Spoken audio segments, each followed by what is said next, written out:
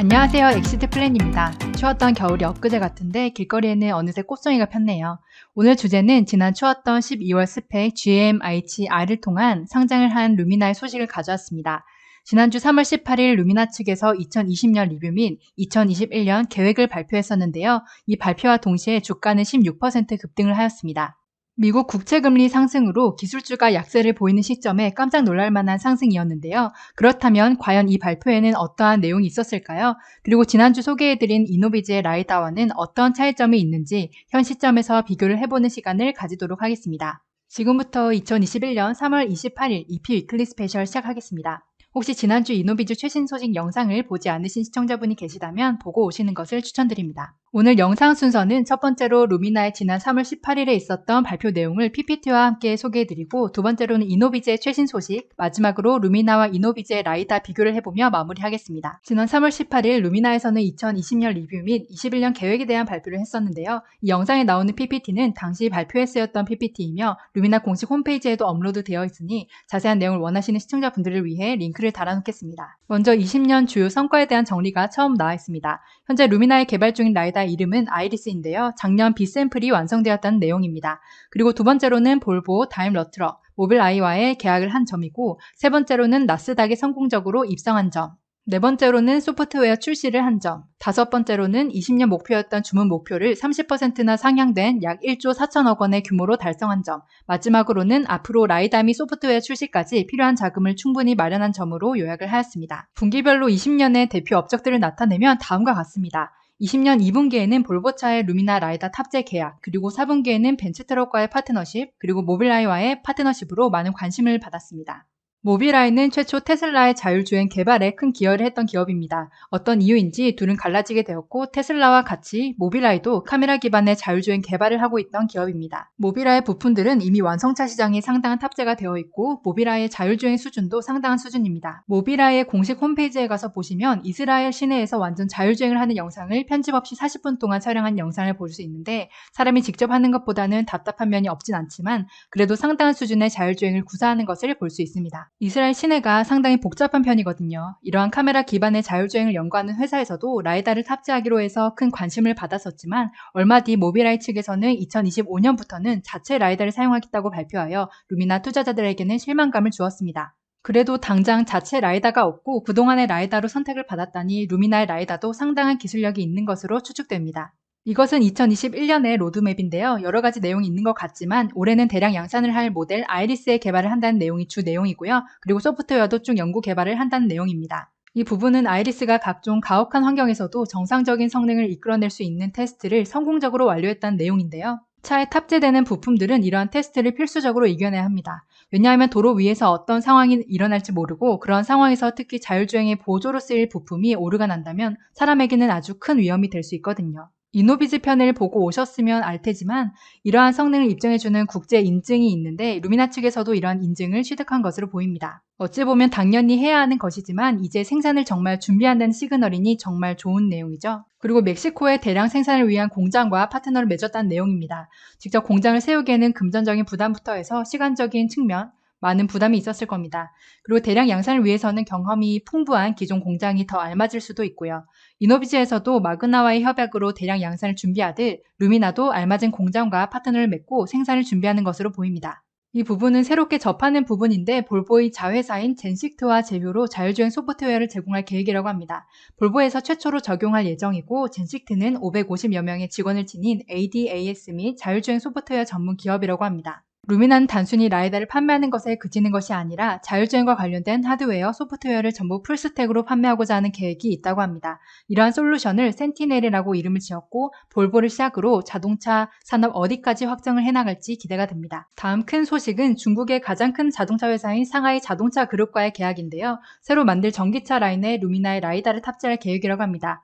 중국이라는 시장까지 잡게 된다면 정말 큰 확장을 할 수 있을 거라 기대되는데요. 앞으로 쭉 지켜봐야겠네요. 2021년의 목표를 다음과 같이 제시했는데요. 먼저 라이다 C샘플을 연말까지 생산한다는 것입니다. 경쟁사인 이노비즈는 이미 작년에 C샘플이 완료가 되었고 올해 D샘플이 나오고 내년엔 대량 양산을 하기로 했는데 이노비즈에 비해서는 대량 양산까지 약간 늦어지는 것 같습니다. 이노비즈 영상에서 보시면 알 수 있듯 이노비즈가 예상한 경쟁사의 대량 양산 시점은 2023년이라고 했는데요. 만약 루미나가 연말 정도에 C샘플이 나오고 이노비즈와 비슷한 속도로 대량 양산까지 진행된다면 2023년이 맞을 가능성이 커 보입니다. 이 대량 양산의 시점이 정말 중요한 점이 내년에 출시될 제네시스 G90에는 라이다가 2개 탑재가 되기로 했습니다.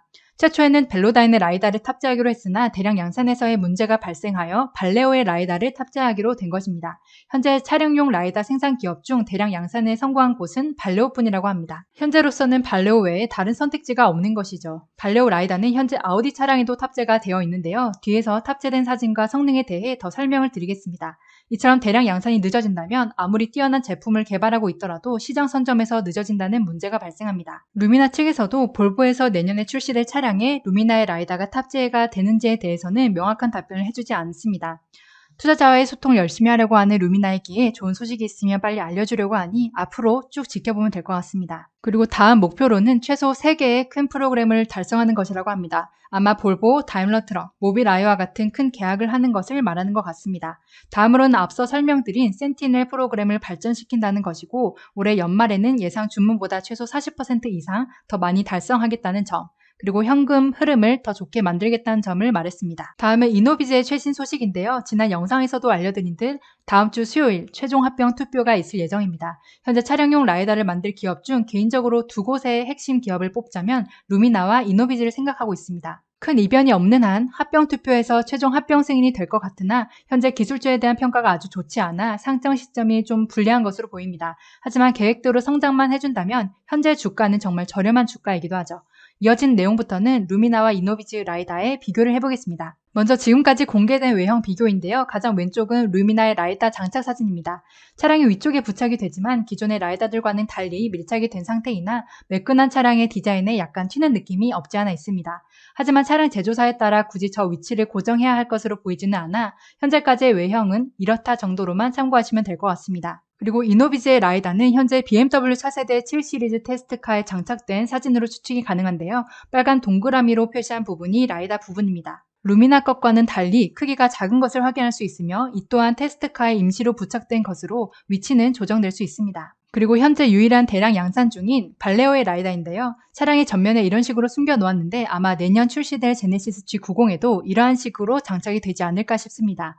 앞으로 전기차의 경우에는 공기 흡입구가 필요가 없어 전면에 자연스럽게 부착할 수 있는 공간이 많아 현재의 카메라, 레이더처럼 디자인에 녹아들지 않을까 싶습니다. 다음은 성능 비교입니다. 둘 다 홈페이지에 공개된 내용인데요. 먼저 루미나의 라이다는 수평 120도, 수직 30도의 시야를 제공하고 최대 500m 탐지 거리라고 하지만 실질적으로는 250m 거리에서 최대 성능이 나올 것 같습니다. 이노비즈의 라이다는 수평 115도, 수직 25도의 시야를 제공하고 250m의 탐지 거리를 지니고 있습니다. 그리고 사이즈는 가로 11cm, 세로 4.5cm, 깊이 9.8cm로 앞의 사진과 같이 상당히 작은 크기이고 반대로 루미나의 라이다는 상당히 큰 크기로 보입니다. 루미나의 경우 이제 ISO 16750, IEC 인증을 받았으나 이노비즈의 경우 이미 이러한 인증 외에도 상당히 많은 인증을 받은 상태입니다. 그리고 제품의 무게, 사용 전력 등 자세한 스펙도 나와 있는 것으로 보아 이미 대량 양산이 코앞에 다가온 것을 알 수 있습니다. 그리고 라이다의 성능은 이미 지난 영상에서도 볼 수 있듯 카메라 영상과의 색의 차이만 있지 정말 뛰어난 수준의 판독을 할 수 있고 루미나의 실제 차량에서의 영상은 없어 비교를 못하지만 루미나 또한 성능은 좋을 것으로 생각됩니다. 현재 아우디 차량에 탑재된 발레오의 스칼라 젠 1의 성능은 탐지거리 150m에 수평 145도, 수직 3.2도이며 라이다 가격은 약 60만원 정도로 알려져 있습니다.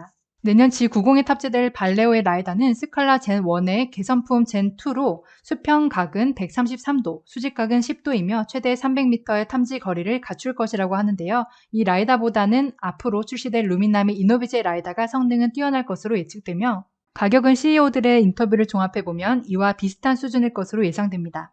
루미나는 1550나노미터대역의 파장을, 이노비즈는 905나노미터대역의 파장을 사용하는데 각각의 장단점을 소개해드릴까 합니다. 루미나의 1550나노미터의 장점은 905나노미터에 비해 고출력이라 상대적으로 긴 탐지 거리를 지니며 사람 눈에는 더욱 안전한 파장 대역이라고 합니다.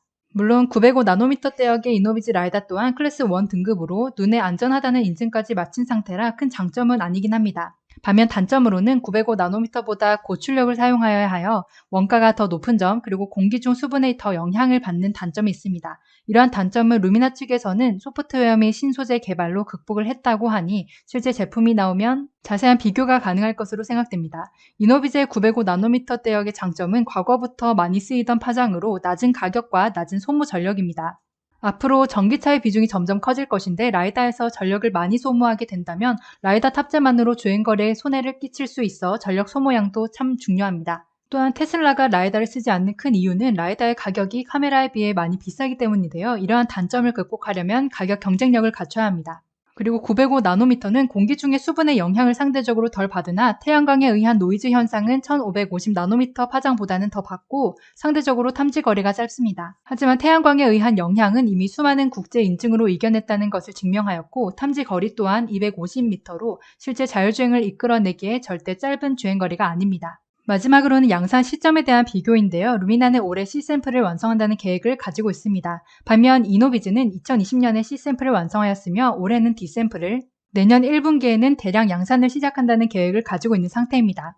이노비즈의 투자자 설명서를 참고하시면 경쟁사 두 곳의 대량 양산 시점은 2023년 2분기에서 4분기 사이인데요. 이노비즈의 C샘플 생산 시점 및 대량 양산 시점의 기간을 고려하자면 이러한 예상이 맞을 것으로 생각됩니다. 내년부터는 자율주행 레벨 3 차량이 본격적으로 등장하는 시점이 될 것 같은데요. 본격적인 라이다의 경쟁도 시작되는 해가 될 것으로 예상됩니다. 현재 수많은 라이다 회사들이 있고 상장이 하나 둘씩 되고 있는 상황입니다. 저희 엑시트 플랜에서 지속적으로 라이다 기업들의 소식 및 정보 비교를 올려드릴 테니 앞으로 몇 년 뒤 누가 왕자에 앉을지 공부해보며 한 발 앞선 투자로 우리 모두 부자가 되어봐요. 지금까지 루미나 및 이노비즈에 대한 최근 소식들을 전달해 드렸는데요. 영상에 참고한 자료들은 하단 링크에 남겨놓겠습니다. 혹시 영상 설명 중 틀린 부분이 있었다면 고정 댓글로 수정해 드리겠습니다. 그리고 오늘 영상 내용은 단순히 투자에 대한 정보를 공유하는 것일 뿐 매수, 매도 추천을 드리는 영상이 아닙니다. 투자에 대한 판단은 시청자 여러분이 직접 하셔야 한다는 점을 명심해 주시기 바랍니다. 오늘 영상 또한 시청자 여러분들의 투자에 약간이나마 도움이 되셨으면 좋겠습니다. 긴 영상 시청해 주셔서 감사드리며 여러분과 함께 서민 탈출을 하는 그날까지 엑시트 플랜이 함께 하겠습니다. 다음 주에도 여러분께 도움이 될 수 있는 양질의 내용을 담아 다시 찾아뵙겠습니다. 구독과 좋아요, 알람 설정은 엑시트 플랜에게 큰 힘이 됩니다. 감사합니다.